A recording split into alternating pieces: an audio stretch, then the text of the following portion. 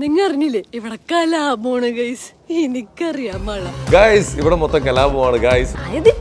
ഇട്ടിട്ട് ഞാൻ ജോലിക്ക് പോണാണ്. ഞാൻ ബ്രേക്കിന് ഫോൺ എടുത്തപ്പോഴേക്കും ഫോണിൽ തരാ മെസ്സേജ് കോള്.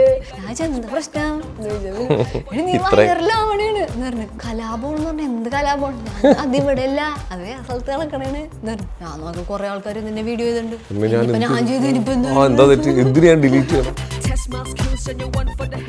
എന്നെ കുറെ ആൾക്കാര് നീ UK ജീവിക്കണവരുടെ പേര് ദോഷം ഉണ്ടാക്കണേണ് ഇങ്ങനെയൊക്കെ പറഞ്ഞുകൊണ്ട് നിനക്ക് നല്ലത് മര്യാദക്ക് ആ വീഡിയോ ഡിലീറ്റ് ചെയ്യണതാന്ന്.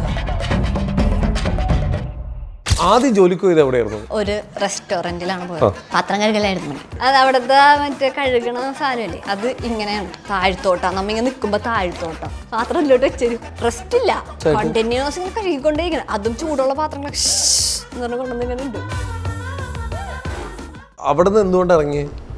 അവിടുന്ന് എന്തുകൊണ്ട് ഇറങ്ങിയെന്ന് വെച്ചാൽ അവിടുത്തെ ഷെഫിന്റെ ഒരു അത്ര നല്ല സ്വഭാവമായിരുന്നില്ല അയാൾക്ക്.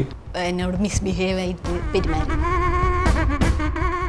അവിടെ ചെല്ലുന്ന കുട്ടികൾ സേഫ് ആണോ? കുറെ ആൾക്കാർ ഈ ഡ്രഗ് അഡിക്റ്റ് അങ്ങനെ കുറച്ച് കാര്യങ്ങളൊക്കെ ഉണ്ട്. എന്നുവെച്ചാൽ അവിടെ എവിടെ നിന്നൊക്കെ മൈഗ്രേറ്റ് ചെയ്ത് വന്നേക്കുന്ന ആൾക്കാരാ.